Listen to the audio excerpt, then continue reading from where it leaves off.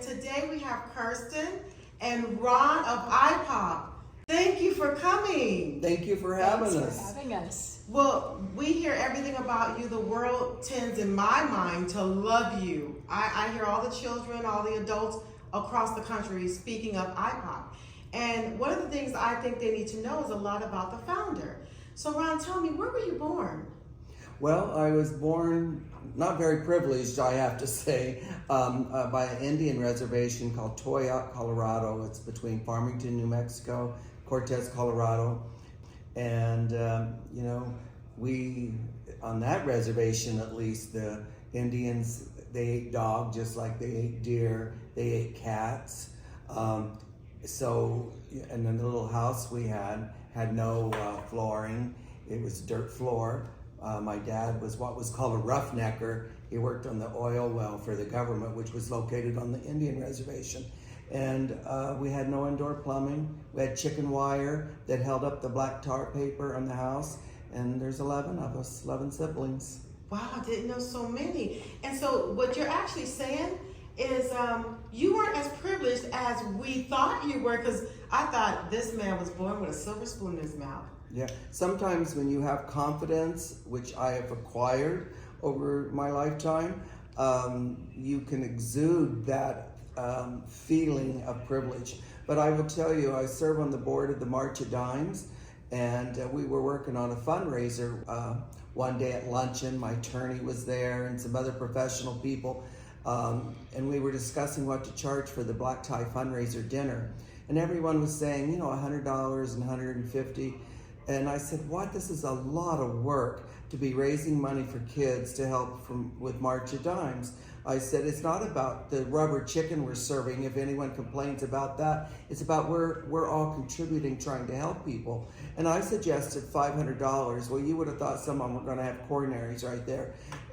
But the one woman that served also on the board, she said, well, if we were all born with a silver spoon in our mouth like you. Well, that was a bee in my bonnet. Oh, no. Because I came from anything but privilege. And I set that little table straight, and guess what? We ended up at $500 a ticket, and we sold out. Wonderful. So, Ron, what made you create Ipop? Well, you know, what made me create Ipop was I saw a need, I saw a void. I, at the time, was the worldwide president of John Robert Powers. I had that company for 27 years, and we taught acting classes, modeling classes, and we were in the 100 locations. We were all in Asia, Canada, had one in Mexico, but all these kids had one thing in common. It's like people in theater. They can be in theater their whole life and not even make $1. They want to meet agencies, so they have the chance to either be on Broadway or be in a movie or a commercial. So I saw the need, and that's what Ipop does. It has a membership of over 400 agents, casting directors, producers who have attended Ipop, and we have hundreds and hundreds of people who are famous, who have made a living on both sides of the camera due to Ipop. I just met, actually Kellyanne, I just met your designer friend who told me she attended my school in Beverly Hills. Yes. And that was just yesterday. And she says, so, you know, I did commercial work and etc. But she says, what I really think you're John Robert Powers for, she says, out of all my relatives and all of my friends, I'm the only one that properly uses a knife and a fork. Aww. And she says, you gave me such confidence that now I'm a businesswoman. And she says, so there's a lot of success stories you probably don't even know about. And anyway, we became instant friends, exchanged cell numbers, and that's what makes Ipop wonderful. Yes. Because it's a great networking event, Yes. and that was the purpose of it, is to network. Meet these acting agents, meet these modeling agencies, meet the record labels. It's a 5-day networking event that has changed hundreds and hundreds of lives. And I've seen that, and it's so beautiful to see. Thank you for that. I want to say thank you, because I've seen it, and I hear others say the same thing, that they went to Ipop, and oh my God, I didn't realize that's where you were going, to Ipop. They get excited. So thank you for what you've done for many kids around the world. Now, I have a beautiful question for you. How did you and Kirsten meet? Well, that's a story. That's a story that we need a little beverage for. I was a young whippersnapper. I was, I had been employed at JCPenney for a few years. I started at JCPenney when I was 16 years old, and I worked at night as a janitor because, she really brought the wine. I I wasn't that educated, and so I took what jobs I could get. I knew to get out of the poverty we were in. So I took 3 jobs, and so the one job, the JCPenney job that I had, was a janitor at night, and there was this Mormon elder that was the store manager at the time, and I don't know why this feels like it's in my way. I need to drink it. I'll look at it. And he came in. It was like 4:30 in the morning or something, and I was in one of the major restrooms down on the first floor, and he came in and says, "Ron, you're always whistling and you're happy." And he says, I'm just not used to that. He says, "What's going on? Why are you so happy?" And I just, to make the story short, I said, "Well, I'm not really working for you. I'm working for our Heavenly Father, and I'm saving money to go on a missionary assignment." He was so taken with that answer. He said he'd like to meet with me up in his office, and I was going to have my 17th birthday coming up. And so 2 weeks later, I was called into his office, and the proposal was laid out for me to go on a trainee program. How did we meet? Yeah, I'm going to get there. Oh, okay. Yes, this is beautiful then. It's all those damn hormones. So he laid it out, and I was going to be 17. You had to be 18 at least, and college grad, and which I was neither.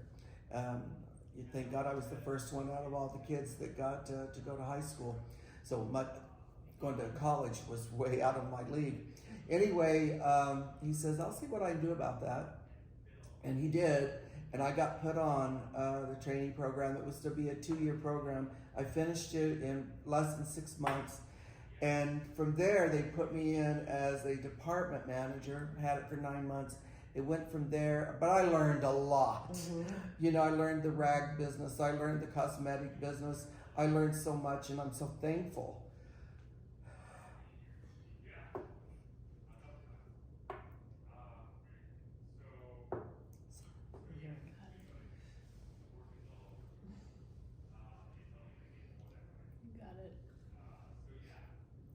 I'm so thankful for, his name was Rex Fletcher, for seeing that I was a hard worker. And had I not met him, this whole thing here would not be. I have brothers and sisters.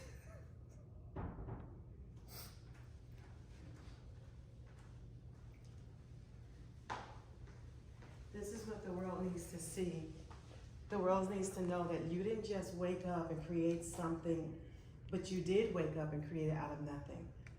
You didn't wake up with a silver spoon. You woke up with an idea, an imagination, and a greatness in your heart. And led by God, you made something amazing happen. Yes, I have brothers and sisters that are on welfare today. And hard work can change everything. I tell everyone, get your butts off the couch. Take action, take 3 jobs if that's what it takes. So within 2 years, I ended up being the youngest person on the corporate staff in New York City for JCPenney, which transformed me. Wow. Everyone despised me because I was like 19, going on 20, bought my first house at 20, 21. But I was smart enough because I didn't come from privilege. I signed up with JCPenney's program there to save money. They dollar for dollar, they matched it. I was able to accumulate enough money that the woman that I ended up marrying, she was getting into modeling, and she came for a go-see, and long story short, we met. We, believe it or not, we're in the same church, same religion, and we ended up getting married. And then she wanted, down the road by my mid-20s, she wanted to have a modeling school. And we took that little money that I had saved to buy a franchise of John Robert Powers. Oh, wow. And Wow. now that's what leads to Kirsten. I remember we took over a Pink Nail Salon in Fair Oaks, California, and it was pretty tacky. But our competition had this palace of a modeling school. And I remember Darlene and I were doing everything, answering the phone, enrolling people in classes, teaching the classes, but we were growing leaps and bounds. We were hard workers, and I remember actually selling people out in the planter in front of the doorway of the business, and we were sitting on cement blocks, closing them to join our school. And they'd say how much more professional we were than the school that was the beautiful school in town. So we fast realized we were enrolling so many people that we needed some staff.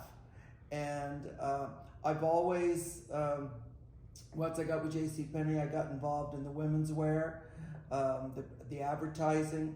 I was able to do in public events, special events. And so, like, you know, I got to meet Elizabeth Taylor, for example. She had a collection called Diamonds. Oh, yes. And so we did like San Francisco, Washington, D.C., New York, Atlanta, L.A. We put on shows that was about her diamond collection. And not diamonds in the necklaces, even though that was used. She had a cologne thing. And then I got to meet Halston. And JCPenney, it's the first time ever that a designer decided that he was going to go have a, not just couture, but go to rags for regular people.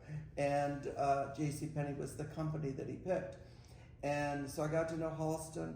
I got to do these shows. I started meeting people. I got to travel to India. We did a big salute to India, and all of our clothes and items in the JCPenney stores came from India. I got to meet all the ambassadors. My world got turned upside down.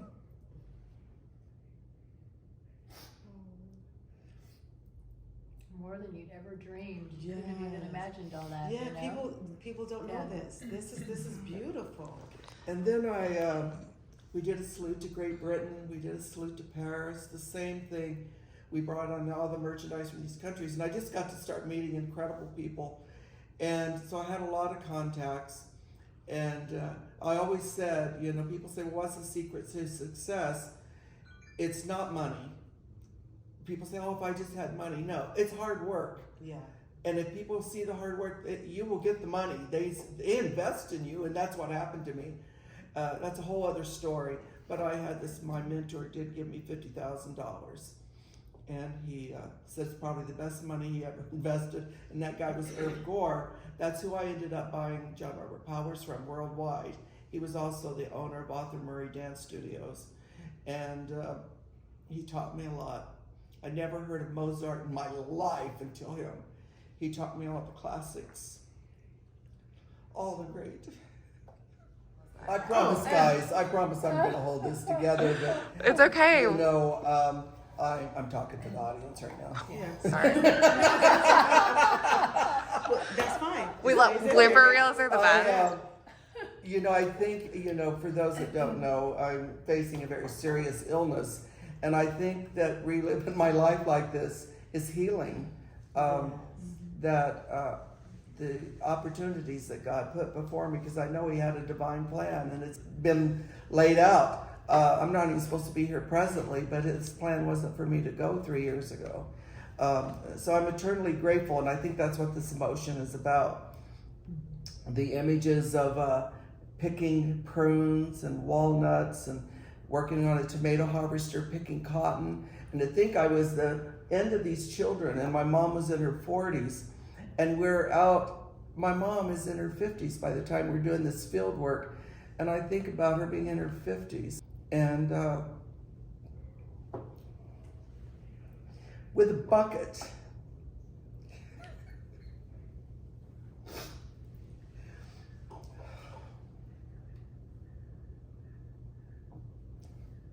Working like a dog with her kids. The great gift my mom gave me was don't ask for money, don't borrow money, work. And I have to say my entire life I earned that message from her, and she taught me the power of working with people and working as a team. We were a family, but we were a team, and she was the leader of that team. So here I am now at John Robert Powers, being overrun with student enrollments, and Darlene and I trying to do everything. My little bit of money, that's why I didn't think I could hire staff, but I realized we had to, and that's what led me to Kirsten. This goes back 35 years. Oh, I've known her nice. since she was, I think, 19 or something Early like that. 20, yeah. And she was modeling. And I used to get when we started getting staff, I'd go to Macy's cosmetics counter because, you know, I knew the importance of image by this time. And I didn't allow people just to dress willy-nilly, you know, pretty much all black like I'm in today. That's just, it became our mantra. And all the John Robert Powers, all the staff wore black. And, you know, I taught them the importance of designer clothes, and we made contests where they could win like a whole outfit, and we'd take them shopping. So that's how I found Kirsten. She was already beautiful. She had already worked in the industry a little bit. And oh my God, she enrolled so many students. She was a closer. She knew how to make us stand out over that competition. This was in Sacramento, California. And even though we were the ugly duckling as far as the building compared to their school, our staff, including her, me, Darlene, then the staff grew, we looked like $1 million. And people would always say when we go to restaurants, are you guys from New York City? Oh. No, even though I've worked in New York City, no, we're right here local. And so she started with me. She's loyal. I can honestly say through all the years, I've known her before she had her two kids. Her two kids are in college now. I've known her a long time. I have never worried about one dime, not even a penny. Never crossed my mind that she wasn't honest.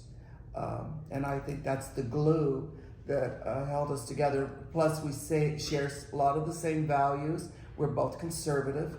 We might be in a crazy business, but you know, that's a lot of the fake news, as I like to say. Our industry has a lot of people like us. We believe in God. We believe in family. And we're not crazy like how the news media and the magazines like to portray this industry.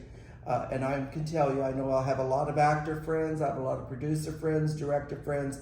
That couldn't be further from the truth, because you can't make it unless you're a hard worker. But no one wants to cover that. They want to cover like Matthew Perry or any other something that's salacious. And they make it sound like that's all of everyone in LA or Hollywood, but it's not true. And so I met this person, and I'm older than she is, but we're growing old together. And I don't know, it's been a beautiful ride. Well, that was a beautiful story. And you know, the funny thing is, when I came to your office to interview, it was actually a boyfriend that was interviewing for a job with you. Oh, I forgot about, He just brought me along because he said, well, you're a model, you know about this industry, Yes. right? So we sat in on the interview, and I met you, and it wasn't that I was so interested in the modeling world, but I saw you and I was like, this man is like, he's special. He stands up for what he believes in. He's passionate, and like probably thousands of people will say he's so magnetic, and he's a person that you believe in and that you just want to be by. And I think, more than anything else, that's why I've stayed with you all these years, because you're a genius and you're a visionary and you're passionate. And the other thing that's amazing is, so many people are so careful with their words about, worrying about saying the right thing, and you know, you speak plainly and you say it like it is, and it's so appreciative. You know, like I appreciate it so much, and it's so needed in this world. Like it is. Now, Krista, is that what made you fall in love with the industry? Because you're both feet in. I mean, you're neck high. You're in it. Everyone sees you, and they see both of you running around, but they see you more as the business savvy, quiet person. So they don't even know this side of the story. Like, I've never known all this. This is beautiful. Yeah. Like, what made you fall in love with the industry? Is working with him what made it happen? That's what happened in the beginning, but then after having children, you know, my focus 100% is on youth, right? And helping youth. And so many of them are so lonely and so isolated these days. So, you know, I think the thing that drives both of us with Ipop is that we really strive to create this community. And obviously we deal with youth, we deal with people of all ages, but it's really young people that we help to encourage them and let them know that they're not alone, that there's a community to support them. The entertainment, that's the vehicle by which we help them, but what it really boils down to is just helping them as humans and helping their confidence and giving them, you know, letting them know that they can do it, whatever they want to do. And, you know, the funny thing is with all of we actually have thousands of success stories now, but it's not just people who are successful with acting, you know, on the front side of the camera. Like we have a very successful video crew that works with us. Yes. And the guy started out with us 15 years ago as an Ipop attendee. Wow. Right? And then he got into acting, but now he owns his own video production company and is still with us this many years later. Amazing. So, but there are hundreds of stories like that. And I think that's, you know, for me, that's what drives me, is that we're able to really help young people and make them feel a part of something. So what is it about Ron that held you two together as business partners? Because that's a long time holding, which is, you know, commendable. What is it about? Well, I have a funny story,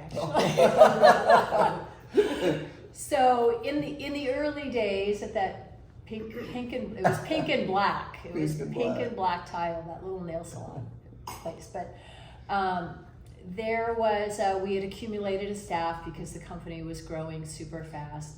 And some of the staff, you know, they thought that they wanted to have something extra and something special. So they all went into Ron's office. They kind of stormed in there one day. And they started making some demands. And I was like, you know what, you guys go do that. I'm just gonna sit out for a minute. So I was kind of watching to see what happened. So they went up to him and he was sitting at his desk, and they went up to him and they laid down this piece of paper and they laid out all their demands. And he said, if you don't do this for us, we're gonna be upset, whatever. Gonna leave. And well, yeah. That was what they said. So he looked at them and he took that piece of paper and he crumbled up and he said, go. Oh. I did. I'm sorry. And they all backed down with their tails between their legs. But the point of that story is that, here was somebody clearly who had a vision, was leading, knew what he wanted, and wasn't going to back down, wasn't going to let somebody else boss them around. And I had so much respect for that action, and I would say that's probably the number one. I've forgotten that, but that's absolutely true. That did happen. Yeah. Wow. Well, as you know, this is a fashion channel, and I noticed that both of you are always looking chic, couture, and beautiful. So, who are you wearing? I'm gonna start with you, Ron. Who are you wearing? Well, in our business, we all kind of became fashion whores a little bit. Oh, that's okay. So I have David German on for jewelry. It's my favorite jewelry designer. Ralph Lauren is my favorite clothing designer. And I don't know why I have Gucci shoes on today, but I do. But Ralph Lauren is by far my favorite designer. We love that. Yeah. And what about you, Kirsten? I have a couple of basics that I've worn for years. It's Gucci and Ralph Lauren and Alexander McQueen. My jewelry is Van Cleef, which I just keep that the same all the time. So can never go wrong. Never. And your favorite designers, you said Ralph Lauren? Alexander McQueen and Gucci. Awesome. And tell me this, what is something that you never leave home without, ever?